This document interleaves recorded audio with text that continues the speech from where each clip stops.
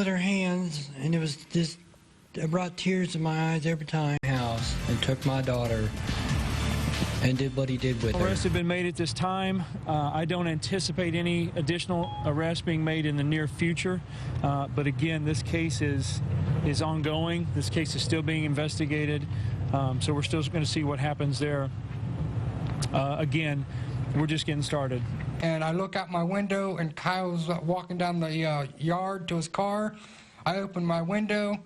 I yell out to him, "Kyle, where are you going?" He never answered me back. She was safe, in her crib, in a house full of people who loved her, and then she was gone.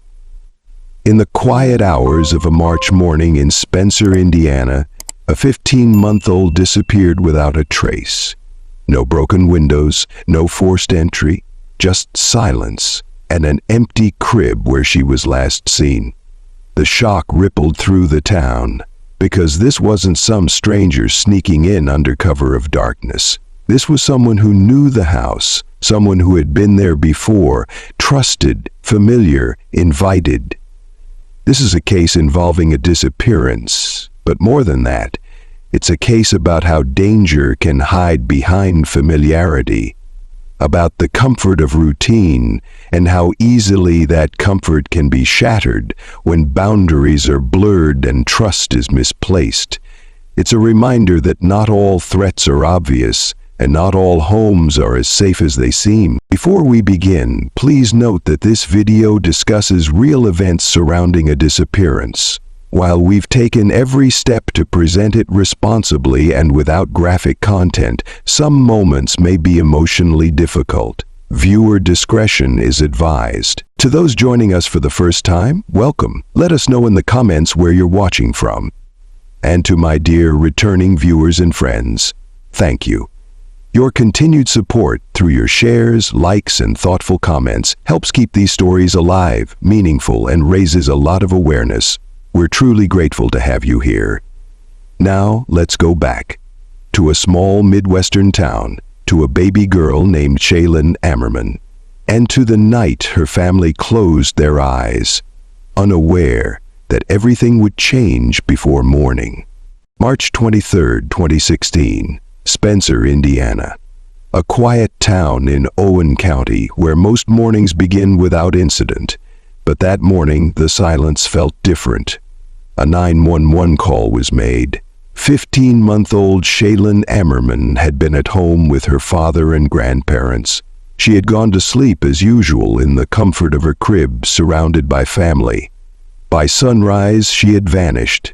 There was no sound, no broken locks, no sign of entry or exit, only a still room and a crib that was no longer occupied. Shaylyn's disappearance sent immediate waves of concern through the household. The family didn't hesitate. The 911 call was placed by her grandmother, Tamara Morgan, and local authorities responded within minutes.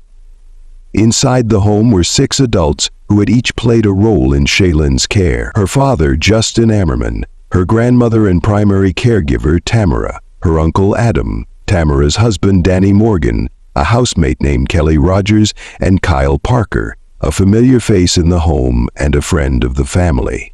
Shaylyn had last been seen the night before. Tamara had bathed her, prepared her bottle, and placed her in her crib shortly after 10 p.m. The evening had been uneventful.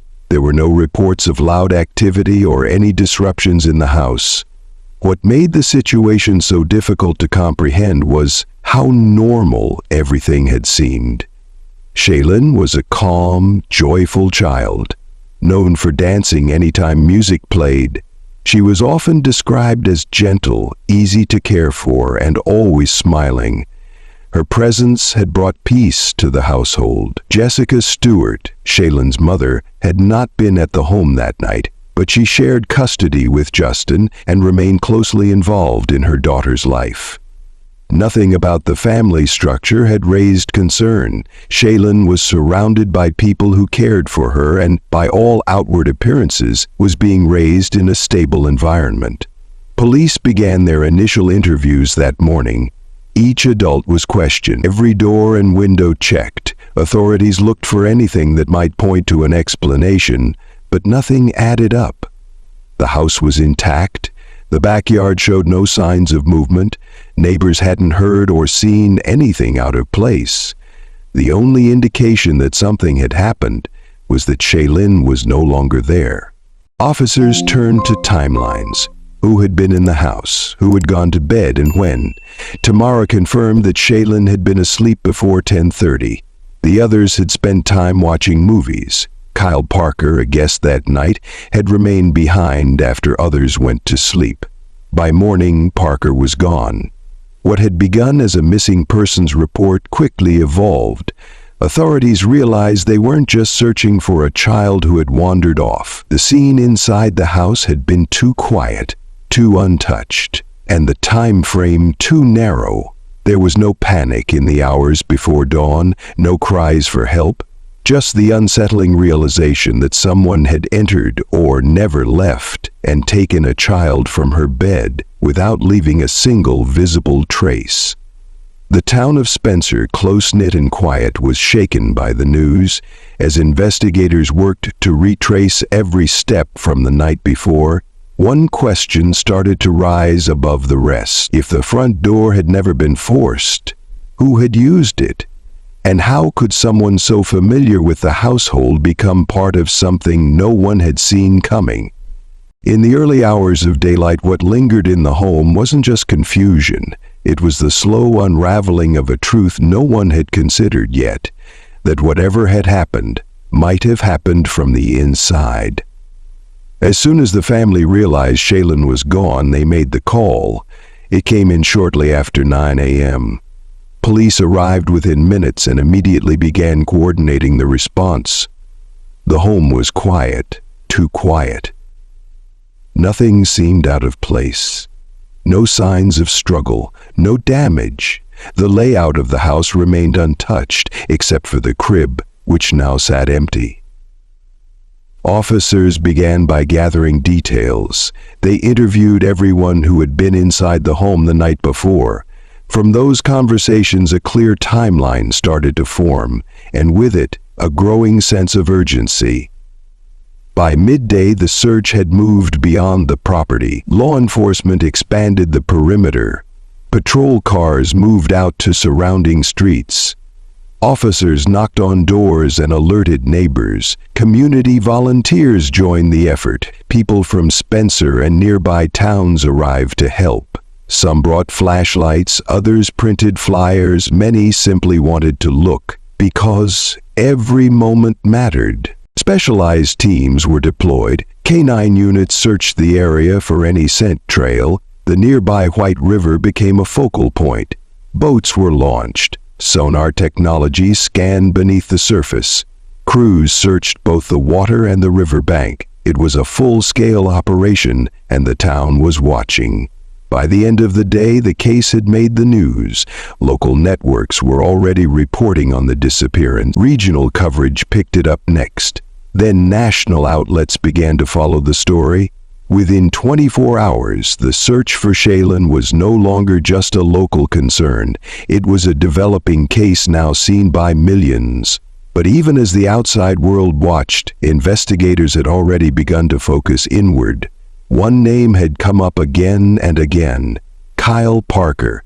He wasn't a stranger. He had been in the house that night. A friend of Shaylyn's uncle, Adam Ammerman, Parker had visited the home many times before. The family knew him. He had shared meals there, spent time with them. He wasn't someone they feared. He was someone they trusted. That night, Parker had been among those watching movies in the living room. According to statements, drinks had been shared. The mood had been casual. One by one, the others went to bed. But Parker didn't.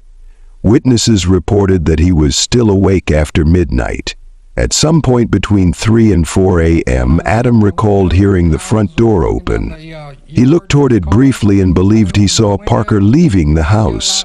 He noticed something in Parker's arms, but couldn't confirm what it was. That detail would come up again during interviews, and it would raise serious concern. Investigators learned that Parker didn't go home after leaving. Instead, he went to a friend's residence and asked to use the shower. He also requested to have some of his clothes washed. The request seemed out of place, and the friend noted it when later contacted by law enforcement. Now the pieces were beginning to shift. Parker had opportunity, he had access, and he had left the house during the small window of time when Shaylyn had gone missing. Still, there was no physical evidence, no clear signs, no direct statements that tied him to anything. But behavior can say a lot. Parker had not alerted anyone. He hadn't called. He hadn't expressed concern when the disappearance made headlines. He hadn't even come forward with a statement of support. He simply vanished from the center of the investigation. Until police brought him back in, he wasn't under arrest. But he was no longer just a guest. He was now a focus. Authorities began reviewing his history. Kyle Parker didn't have a significant criminal background. No open investigations, no pending complaints. But none of that mattered as much as what couldn't be explained. Why had he left in the middle of the night? Why had he asked to shower and wash his clothes at someone else's house? And why, after a child went missing, had he said nothing? As detectives began building their timeline, one conclusion started to emerge. Whatever happened that night hadn't come from outside the home. It had come from within. Before his name appeared in official reports, Kyle Parker was just another familiar face to the Ammerman family. He wasn't a stranger. He wasn't new. He was part of the background, quiet, unremarkable, and consistent. A friend of Adam Ammerman, Shaylyn's uncle, Kyle had visited the home more than a dozen times over the previous months. He was someone they recognized, someone they welcomed. There was nothing about him that stood out. He didn't have a criminal past. He didn't cause conflict. By all accounts, he was mild-mannered, soft-spoken, sometimes reserved, but never hostile. And that's what made this part of the case so unsettling, not because he was threatening, but because he wasn't. On March 22nd, Kyle was invited over again, a casual evening. Movies, drinks, small talk. Most people in the house eventually went to bed. Kyle stayed up. That detail alone wasn't enough to cause alarm, but in the days that followed, investigators began to pay closer attention. Not because he had done something obvious, but because he hadn't. As the community launched search efforts and law enforcement intensified their focus, Parker stayed noticeably quiet. He didn't check in. He didn't assist. And when questioned, his answers were short and controlled. It wasn't just what he said, it was what he didn't. But what shifted things dramatically was a call from someone much closer to him. Kyle's stepfather, Mike Patton, reached out to police. He had a concern, something Kyle had said that wouldn't leave his mind. According to his report, Kyle had made an alarming comment. "They'll know once they find her."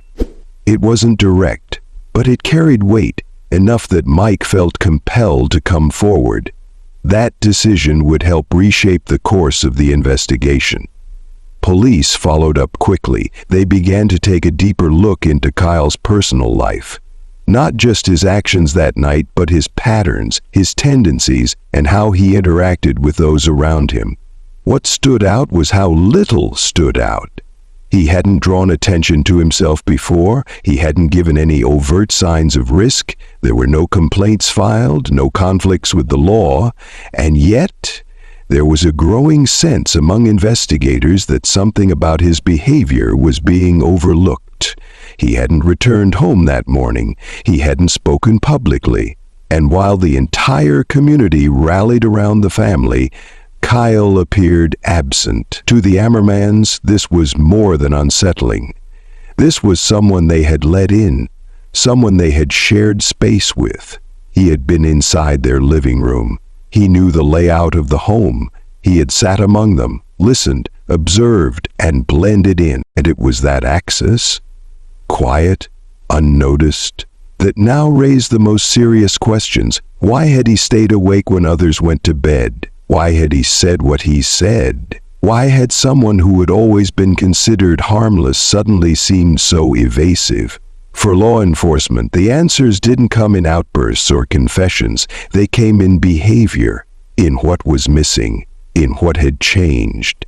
This wasn't just about one person. It was about proximity, about how closeness can sometimes mask intent, and how trust, once given, can become the very thing that prevents suspicion. Kyle Parker hadn't broken into the Ammerman home. He had been invited. He wasn't hiding in the shadows. He was sitting at the table. And that realization would reframe everything that came next. Not just for investigators, but for the people who thought they knew him. As the investigation moved into its third day, the search had shifted. This was no longer an open-ended effort. It was now built on a timeline, a narrowed focus, and behavior that, piece by piece, was pointing toward one individual. Detectives conducted detailed interviews with every adult present in the Ammerman household the night Shaylyn was last seen. Each person was spoken to separately. Statements were cross-referenced, timelines checked for consistency. No one was excluded without confirmation. The process was methodical. The goal? Eliminate doubt. As more information surfaced, attention turned to Kyle Parker. Investigators obtained warrants to examine Parker's digital activity, his phone, location history, deleted content, and social media behavior. They weren't looking for one specific message, they were looking for patterns, and they found them. Gaps in data, inconsistent explanations, and most of all, a level of disengagement that stood out against the urgency everyone else was experiencing. To strengthen their assessment, investigators conducted polygraph tests. While not legally binding, these tests offered another tool in measuring truthfulness. Those who were in the home that night reportedly passed. Kyle Parker did not. With pressure mounting, Parker's tone shifted. During further questioning, he agreed to guide officers to a specific location, just outside Gosport, Indiana, roughly 10 miles from the Ammerman residence. The area was wooded, isolated, and bordered by the White River. It was there that the search came to an end, and the outcome confirmed what many had feared. The site was sealed off and documented by law enforcement. Forensic teams arrived to collect and catalog every possible clue. Markers were placed, photographs taken, samples gathered. The scene transitioned from an area of interest to a key part of the case. Among the items recovered were materials that had been exposed to heat or intentionally altered. Some pieces of clothing showed evidence of partial damage, which limited the success of forensic testing. But despite the condition of the materials, the findings added to a growing body of evidence that something critical had occurred there and had been concealed. The official medical assessment was led by Dr. Donna Stewart, who examined all available evidence. Although the full details were not made public, authorities later confirmed that her conclusions aligned with the direction the case had taken. Medical findings confirmed the nature of the incident and were consistent with the charges brought by prosecutors. Because some of the evidence had been compromised, investigators were unable to secure full DNA profiles that could link Parker directly to all aspects of the case. Still, his cooperation, movements, and behavior, along with his direct involvement in leading officers to that site, provided a foundation for arrest. On March 25th, 2 days after that discovery, Kyle Parker was taken into custody. He was charged with multiple serious offenses. While the absence of definitive forensic matches posed a challenge, the weight of the circumstantial evidence, paired with his conduct and digital record, was enough to move the case forward. This was not the result of a single breakthrough.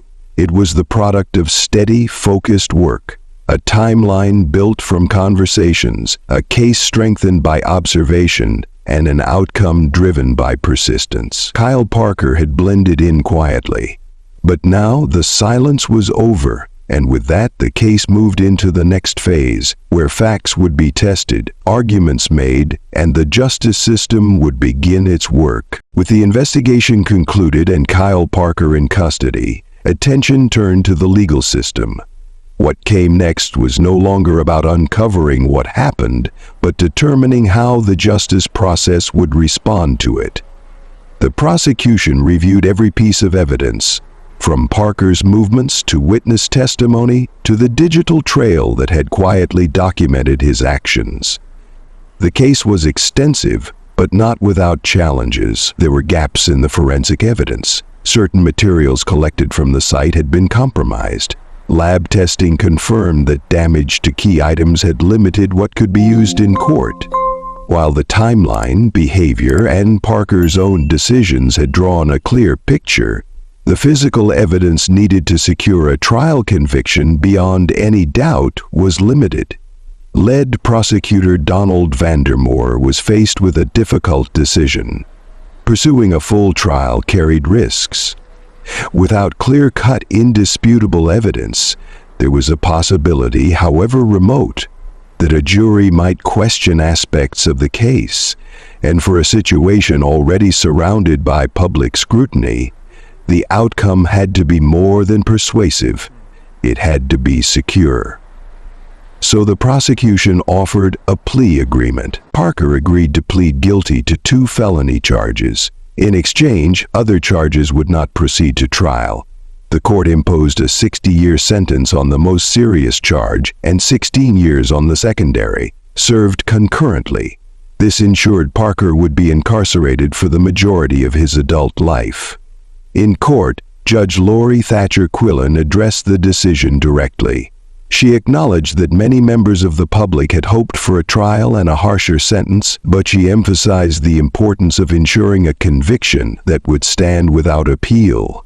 The evidence, while strong, was not infallible, and in cases like this, the goal was not to gamble, it was to guarantee. The judge underscored that the agreement was the best course of action to ensure Parker would be removed from society for decades to come. Following sentencing, Parker was transferred to the Indiana State Prison. His earliest possible parole eligibility is listed as the year 2061. For Shaylyn's family, this outcome offered a form of accountability. It didn't reverse what had happened, it didn't answer every question, but it provided something critical: the knowledge that the person responsible would not walk free for a very long time. This was not a trial filled with theatrics. There were no surprise developments, just a deliberate, careful review of facts, an agreement that secured consequence, and a legal system that, in the end, made a decision rooted in strategy rather than spectacle. And while this chapter of the case concluded in a courtroom, the broader story, the questions it raised, and the changes it might inspire, was far from over. Because this wasn't just about what had happened. It was about how communities protect their most vulnerable, and what it takes to prevent trust from becoming a weapon. The case involving Shaylyn Ammerman has remained in the minds of many, not because it followed a familiar pattern, but because it shattered expectations about what danger looks like. Kyle Parker wasn't unknown to the family. He wasn't someone on the outside looking in. He had been invited into the home. He had shared meals, conversations, and moments with people who trusted him. And he used that access, quietly, without any obvious signals, to cross a line that no one saw coming. This case wasn't about missed warning signs in the traditional sense. It was about the lack of them. That's what made it so alarming. There were no prior incidents, no formal records, no history that would trigger concern. Communities across Indiana and beyond began to ask new questions. Who has unsupervised access to our children? How well do we really know the people we allow into our homes? Are our assumptions about safe people based on real insight or just familiarity? In the months that followed, Shaylyn's story became part of broader discussions. Parenting groups began emphasizing the importance of boundaries. even with extended family or longtime acquaintances. Law enforcement agencies reference the case in training, focusing on how access and opportunity can sometimes exist without any prior warning. It forced people to reconsider the idea that danger always comes from outside, because in this case it came from within a circle of trust. And that's why it matters. The impact of this case went far beyond the courtroom. In Spencer, Indiana, and across the state, people came together not just in grief but in commitment to ensuring that conversations about child safety would continue long after the headlines faded. Hundreds gathered in quiet reflection. The community stood still not just in memory but in purpose. Since then, Shaylyn's story has been referenced in educational efforts. It's been used as a reminder during parenting seminars, safety workshops, and support groups that the absence of visible warning signs doesn't mean there is no risk. Her name has been spoken not in fear but in advocacy. Families are now being encouraged to create clearer home policies, to reconsider or properly monitor sleepover arrangements, to understand that familiarity does not always equal security, and that silence from a person's past is not proof of safety. Educators and caregivers have also taken notice, revisiting how conversations about personal boundaries and awareness begin with children at an early age. Institutions are placing renewed focus on proactive prevention, not just reaction. And for those watching this documentary, this is where it matters most. This is the part where awareness becomes action. If you're a parent, guardian, teacher, or community leader, take this moment to revisit your safety practices. Look again at who is given access. Reaffirm your boundaries. Talk to your children in age-appropriate ways about trust, space, and safety.